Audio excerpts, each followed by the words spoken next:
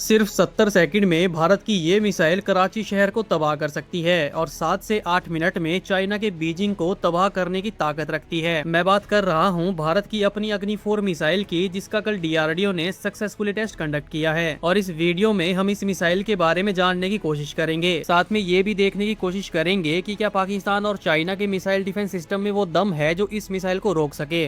भारत की अग्नि 4 एक इंटरमीडिएट रेंज की बैलिस्टिक मिसाइल है, यानी जिन मिसाइलों की रेंज 3000 किलोमीटर से 5500 किलोमीटर होती है, उन मिसाइलों को इस कैटेगरी में रखा जाता है। और इसी कैटेगरी में भारत की अग्नि 4 मिसाइल भी आती है, जिसकी रेंज 4000 किलोमीटर की है, जो पूरे पाकिस्तान को तबाह करने का दम रखती है, क्योंकि पाकिस्तान का हर कोना इसकी रेंज में आता है। यही नहीं, चाइना का 85% हिस्सा भी इसकी रेंज में आता है। लेकिन सिर्फ रेंज ही इसकी असली ताकत नहीं है, ऐसी दर्जनों चीजें हैं जो इस मिसाइल को बेहतर से बेहतर बनाती है। जैसे इस मिसाइल की स्पीड कोई नॉर्मल स्पीड नहीं है, बल्कि मैक 15 की स्पीड पर उड़ती है, जो एक सेकंड में 5 किलोमीटर तक ट्रेवल कर जाती है। और ये कोई छोटी मोटी बात नहीं है, क्योंकि आप खुद सोचो कि कोई मिसाइल अगर एक सेकंड में 5 किलोमीटर तक ट्रेवल करती है तो वो कितनी ज्यादा खतरनाक हो सकती है। इसके अलावा ये मिसाइल 1 टन तक के न्यूक्लियर वॉरहेड ले जा सकती है, यानी जो हिरोशिमा और नागासाकी में तबाही हुई थी उससे 20 गुना ज्यादा पावरफुल अकेली भारत की अग्नि 4 मिसाइल है, जो ये दम रखती है कि पूरे शहर को कुछ मिनटों में ही तबाह कर सकती है। और यही वो मिसाइल है जो भारत को ताकत देती है कि दुश्मन आपकी तरफ आंख उठाकर भी नहीं देख सकता, क्योंकि वो अच्छे से जानते हैं इस बात को कि भारत आज क्या कैपेबिलिटी रखता है मिसाइलों में, खासकर भारत की जो अग्नि सीरीज की मिसाइलें हैं। अगर इस मिसाइल के बारे में थोड़ा और डिटेल में जानने की कोशिश करें तो ये मिसाइल सॉलिड फ्यूल का इस्तेमाल करती है। इसका वजन 17 टन का है, जिसे रोड मोबाइल लॉन्चर से लॉन्च किया जा सकता है, यानी देश के किसी भी कोने से, जो भारत को कहीं ना कहीं एक एज प्रोवाइड कराता है। साथ ही दुश्मन इसकी लोकेशन को आसानी से ट्रैक नहीं कर सकता है, क्योंकि ये कंटिन्यू रोड नेटवर्क के थ्रू अपनी लोकेशन को बदल सकती है। और ये कैपेबिलिटी मिसाइलों में होना बहुत ज्यादा जरूरी होता है, क्योंकि अगर आप एक ही जगह पर रहकर दुश्मन पर फायर करते हो तो उसको आपकी लोकेशन का पता चल जाता है। लेकिन अग्नि 4 मिसाइल में ऐसा नहीं होगा, क्योंकि इसे ट्रक से कहीं भी शिफ्ट किया जा सकता है। और अब आते हैं मेन बात पर कि क्या भारत के दुश्मन यानी पाकिस्तान और चाइना इसे रोक सकते हैं या फिर नहीं। देखिए, अगर पाकिस्तान की बात की जाए तो मैं लिख के दे सकता हूं कि वो इस मिसाइल को ना तो ट्रैक कर सकते हैं, और डिस्ट्रॉय करना तो बहुत दूर की बात है, क्योंकि पाकिस्तान के पास HQ-9P है, जो 150 किलोमीटर की रेंज में फाइटर जेट, क्रूज मिसाइल और छोटे मोटे ड्रोन को मार के गिरा सकता है। लेकिन वो अग्नि 4 मिसाइल को नहीं मार सकता, क्योंकि ये जमीन से 900 किलोमीटर ऊपर जाके फिर धरती की तरफ जब लौटती है तो पाकिस्तान के पास सिर्फ 70 से 100 सेकंड होंगे इसे ट्रैक करने के लिए। और मान लो कि पाकिस्तान ने इसे ट्रैक करना शुरू कर दिया तो उन्हें सिर्फ सायरन ही सुनाई देगा, और इतने में ये मिसाइल उनका पूरा शहर तबाह कर देगी। लेकिन चाइना के केस में ये थोड़ा ट्रिकी हो जाता है, क्योंकि चाइना के पास ऐसे रडार और मिसाइल डिफेंस सिस्टम मौजूद है जो इस मिसाइल को रोकने का दम रखते हैं, क्योंकि इनके पास HQ-90 है, जो इनके हिसाब से एंटी बैलिस्टिक मिसाइल सिस्टम है। साथ ही इनके पास S-400 भी है, जो 13 से 15 मैक तक की स्पीड से आने वाली मिसाइलों को रोक सकते हैं। यानी जब अग्नि 4 भारत से लॉन्च होगी तो चाइना के जो सैटेलाइट हैं और इनके जो बाकी मिसाइल डिफेंस सिस्टम है वो भारत की अग्नि 4 को ट्रैक करना शुरू कर देंगे। इसके बाद जो इनके रडार है वो इनके कमांड सेंटर को अलर्ट कर देंगे, और फिर चाइना की तरफ से एक रिस्पॉन्स होगा अग्नि 4 के लिए, यानी भारत की एक अकेली मिसाइल को ये हवा में ही डिस्ट्रॉय कर देंगे। लेकिन अगर मल्टीपल बैलिस्टिक मिसाइलों से अटैक हुआ तो फिर इनके लिए चैलेंजिंग हो जाएगा, और पॉसिबिलिटी बहुत ज्यादा कम हो जाएगी कि चाइना इन मिसाइलों को रोक सके। यानी चांस है कि चाइना मल्टीपल डिफेंस से अग्नि 4 मिसाइल को रोक सकता है, लेकिन वो भी तब होगा जब एक इकलौती मिसाइल इनकी तरफ आ रही होगी। तो आज के लिए इतना ही। उम्मीद है आपको वीडियो पसंद आई हो, और माफी चाहता हूँ अगर कोई इन्फॉर्मेशन मिस हो गई हो या फिर मेरे से कोई गलती हो गई हो, उसके लिए मैं आपसे माफी चाहता हूँ। बाकी मिलते हैं अगली वीडियो में, तब तक के लिए जय हिंद और जय भारत।